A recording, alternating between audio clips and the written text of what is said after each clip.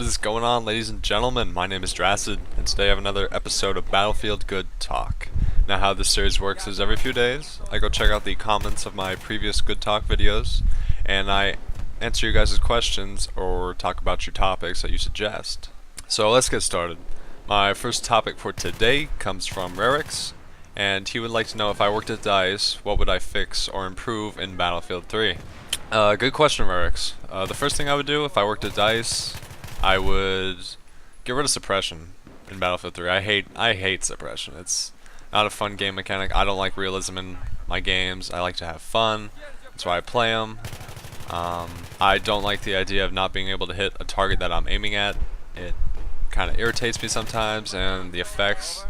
I remember like a couple patches ago when Suppression was really heavily inputted in the game, and I remember I couldn't play for more than like 30 minutes at a time because my eyes would hurt so much, mainly because I played on Operation Metro or TDM or something where there's a lot of LMG guys just shooting at stuff. And the next thing I would do if I worked at DICE, I'd get rid of Bipods. I don't like the idea of having Bipods in a game.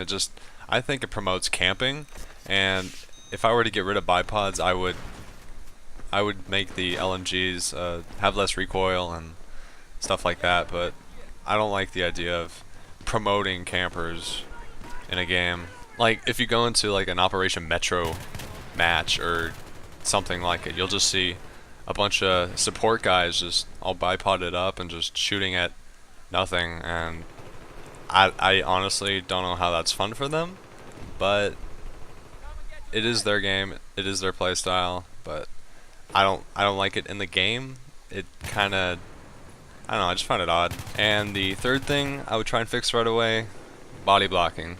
I cannot tell you guys how many times I've died trying to get through a door and there's just some idiot just standing there oblivious to what's going on, what's shooting at us, and I don't know, it's just it kinda irritates me. It's just like, I don't know, I don't personally like it. Again, I don't like the realism in games.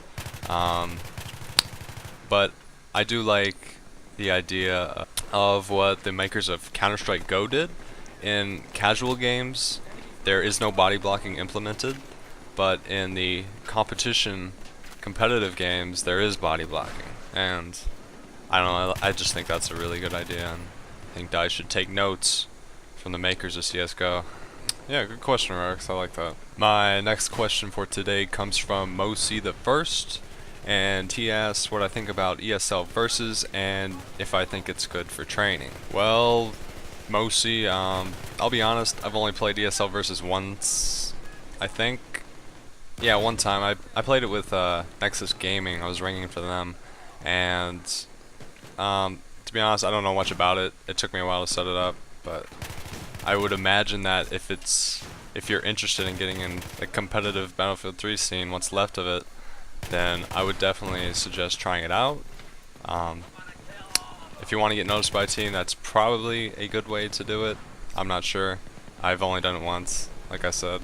But if you haven't tried ESL Versus, I would definitely recommend it. I thought the interface was pretty neat.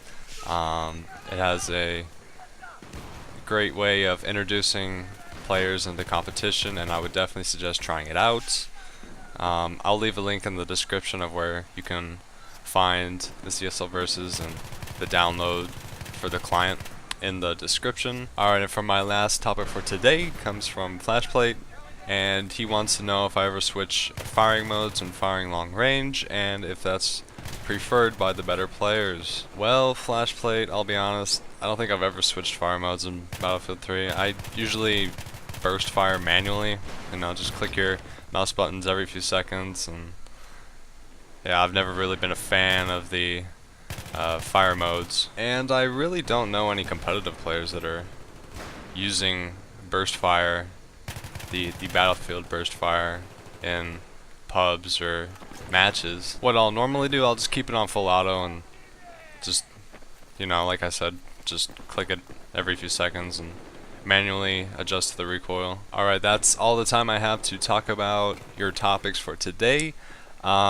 I'd like to say that I'm starting a new series here in the coming weeks. I say coming weeks because college classes are starting in a week or so from now, from me recording this video. So I don't know how much time I will have to keep doing these for you guys. I will still try to get at least one up a week, one video, but we'll see how that goes. Basically, this new series that I'm going to start, it's going to be a series where I play with you guys, my subscribers. How it's going to work is you're going to leave a comment, suggest a game, and give me your identifier in that game. Like in Battlefield 3, it'd be Battle Log, or if it's like World of Tanks, your World of Tanks name or something like that. And then we'll just play whatever game you want to play, and then we'll put it on YouTube for you guys. Also, don't forget to leave a comment. Let me know what you guys want me to talk about for my next Good Talk video. And don't forget to rate the video and tell me if you want to see more of this kind of stuff. And until next time, guys, I'll see you later.